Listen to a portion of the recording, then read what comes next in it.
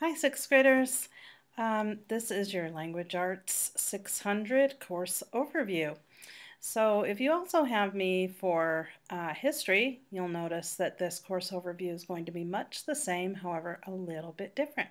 So you'll need to watch this video while I go through your course overview, and then you will need to answer 3 questions at the end to get credit for your first assignment in Language Arts. So we will begin. You may already know that my name is Mrs. Hool. You can remember how to pronounce it because it rhymes with pool. So I will obviously be your English teacher this year. I also teach middle school social studies and high school French at Icon. And I want you to remember to please contact me if you have any questions or concerns about this course. So here is my schedule and contact information. Regular office hours are Monday through Friday, 8 to 4 p.m. Mountain Time, so please keep that in mind if you're in North Idaho and you're on Pacific Time. We have a 1-hour time difference. I have a live office for help or questions. You can pop in on Mondays and Wednesdays from 1 to 2 p.m. Mountain Time. There's a link to enter right there, or you can go to the main Icon page, iconschool.org, and under Parents and Students, you can click on the live class calendar, and on the appropriate day and time there will also be a link there to enter. It's very informal. I'm just there, and if you need any help, I'm happy to help you. And we don't see each other. It's just by voice. You'll hear my voice, and you can either turn on your microphone to talk to me, or you can type your questions in the text box, and I will help you. Also, my email address is right there for you to contact me in that way. And I do have 2 phone numbers. So the first is my cell phone, where I'm available most often, but sometimes I work from home, and that is my second phone number. Now, my cell phone doesn't work when I am working from home, so you do need to try both and leave a message on both, in both places, and then I will be sure to get back to you as soon as possible. So, what is Language Arts 600 about? In Language Arts 600, students will delve into texts that span the genres of narrative fiction, poetry, literary nonfiction, and informational text to build reading, writing, and thinking skills. Students will also develop their writing skills as they focus on the 6 traits while producing narrative, argumentative, and explanatory compositions, as well as creative pieces, including poetry. 600B concludes with students completing a full research report. With a strong emphasis on close reading instruction, writing and thinking activities, as well as speaking and listening tasks, this course will help students expand their understanding of literature while building 21st century skills. Curriculum decisions for this course are guided by the Common Core State Standards per Idaho State statute. These standards were developed to provide clear and consistent goals for student learning and to ensure that students have the skills they need to be successful beyond high school. Additional resources that you will need. Of course, you will need internet access since this is an online course.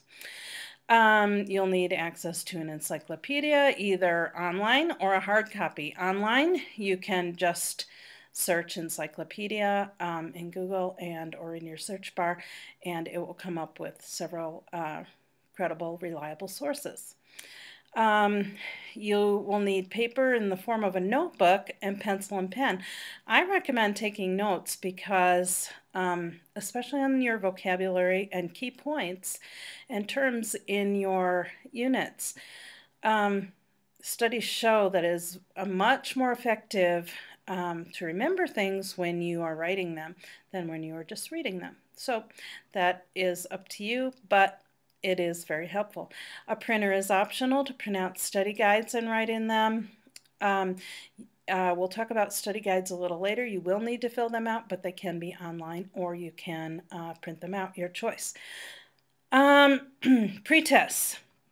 Starting this year, a pretest will be required before beginning your English course.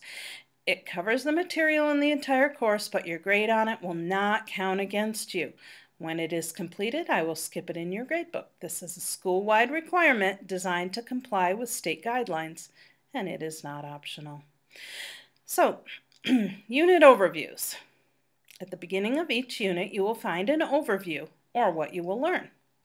Also included are study guides for each quiz and test in the unit.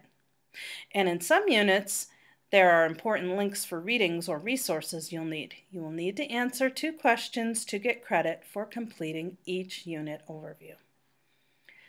Live class assignments. To help you with the more difficult assignments or projects, I have scheduled a live class assignment throughout the units.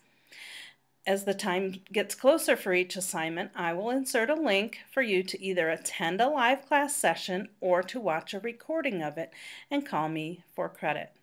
I will also email you at the beginning of each week when the live classes will be held. You will be required to complete one of these options for credit for the assignment. You won't be able to do these assignments in advance, and the reason for that is they are a live class. Now, you might notice that your live class due date doesn't coincide necessarily with the due date schedule you are on. Okay, that is because I schedule the live classes when most people will be at the point they need to be in order to do the live class assignment. If you started school at a different time than the majority of people, or if you are working at a different pace, the live class may not be necessarily at the time you get there. That is why there will be, after the live class date and time, there will be a video embedded in that lesson for you to watch. If you do watch the video instead of coming to the live class, you will need to call me and we'll have a little discussion about what you saw in the video in order to get credit for that assignment. So let's talk a little bit about grading policy and weights. First of all, if you're concerned about any assignments, your grade, or your progress, please contact me as soon as possible. I will expect you to read and study the lessons and complete all lessons, projects, quizzes, and tests in the order that they are due. Okay, something new for the 15-16 school year. So if you were with us last year, this is a little bit different. It is the school-wide policy of ICON to reassign blank essay answers within lessons, quizzes, and tests. Students submitting blank essays will have these questions reassigned, and repeated blank essays will result in assignments being locked and may result in parent-teacher conferences to resolve the issue. So in other words, you can't just do the multiple choice questions within a lesson. Even if you're at the pass threshold, you need to make a faithful attempt to do the essay or short answer questions in which you're required to type in an answer. Okay, so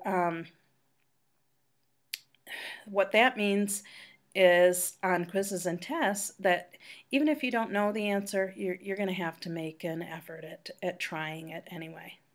Okay, talk about plagiarism a little bit. Plagiarism is essentially copying someone else's work and making it your own. You will need to write any research material in your own words. You must include citations anytime you research or look up information, and see citation information below. We'll talk about that in a minute. So using a quote in your answer is not plagiarism if you use quotation marks, you keep it to 1 or 2 lines of text, and if you tell where the quote came from. If an assignment is plagiarized, it will be a 0, except for the first offense, and I'll give you a chance to redo it in that case after I notify you and your parents. It says parents will also be contacted and possibly ICON administration, depending on the situation. Extra credit is available if you have no zeros and you would like to improve your grade. Please contact me if you would like to consider extra credit.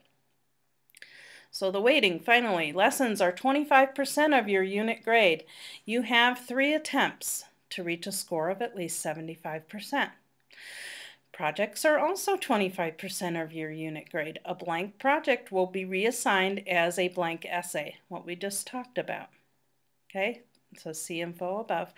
The blank project is the same thing as turning in a blank essay question. Quizzes and tests are also 25% of your unit grade. You have one opportunity to complete quizzes and tests, so make sure you are prepared before you open them up.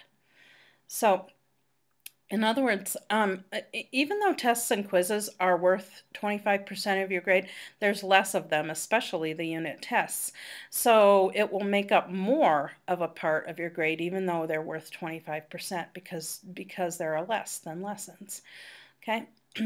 Now, about reassigning quizzes and tests, another thing that's a little bit different from last year. Alternate versions of quizzes and tests will be assigned if a student wishes to redo them for a better grade. This will be done at my discretion and most likely at the end of a unit. So in other words, if you're wanting to redo a quiz or test, I will assign an alternate version. So it will be on the same material, although there is no study guide for those. So it will just be a different quiz though. All right, now to talk about study guides. Another new thing for the 2015-16 school year, study guides will be actual lessons to be turned in before working on each quiz or test. An incomplete study guide will be treated as a blank essay. See above. We already talked about turning in blank essays. You need to fill out the study guides too. Same thing. Projects, charts, reports, and essays. Most of your projects must be completed as a document, which you will save and attach to your project assignments in order to submit. They will be graded with equal weight given to your content, your organization, and your conventions, which are spelling, grammar, and punctuation. Pay attention to the instructions in the project for length, organization, and content of your project essays and reports. If you have any questions on how to complete a project, please contact me right away. It was saying about projects being completed as a document. So in other words, what I advise to people is to type up your project in a document, save it to your computer, because sometimes things get lost in cyberspace. If you click submit and it gets lost, I have no way of grading what you have. So if it gets lost, I would just say please resubmit, and then that way you would have it. If you've saved it on your computer, you'll have it that you can resubmit and you don't have to redo the whole assignment. Okay, now for citing your resources. Many projects will require that you research information from a book, newspaper, or website. Every time you use information that someone else has written, you must cite your sources to give the author credit. Please follow a citation style that includes at least these details. Okay, and I'll refer you back to the course overview many times throughout the course in order to recall how to cite your sources properly. Okay, if you're citing a book, magazine, or article, you put your author's last name, comma, first name. Then the title of the article or book that must be underlined or italicized. Then the publication date of the article or book. So there's an example book citation. Taylor is her last name, Sally Adamson, first name, period. Culture Shock is the name of the book, and it is underlined. 1990 is the publication date. So if you're citing a website, you put your author's last name, then first name, if there is one. A lot of times on websites, you might just think it's general, that there are no authors or the name of the book or the article. You need to look closely at those. Then you must also name put the name of the book or article, if there is one. Oftentimes there is. Then the date of publication, date you accessed the information, then the URL address taken from the address bar. Okay, so here's an example website citation. Netting, comma, Ruth, her last name, first name. Tropical Twisters is the name of the article, and notice I italicized that. Then it was published by NASA on the 22nd of January 2003 from the web. The 30th of August 2012 is the date you accessed the information. Then at the bottom is the URL address taken from the address bar. You highlight what is in your address bar, you copy, then you paste it on in your citation. You may not just do this, www.nasa.gov. That's not good enough. If I want to see where you got the information, I need to be able to copy this myself, put it into my search bar, and go to the exact article, Tropical Twisters, that you accessed. Okay? So again, if you need to remember how to cite a book, article, magazine, or website, go back to the course overview and access this information. And have a great semester. And don't forget to contact me if you need anything. I'm looking forward to hearing from you. Bye.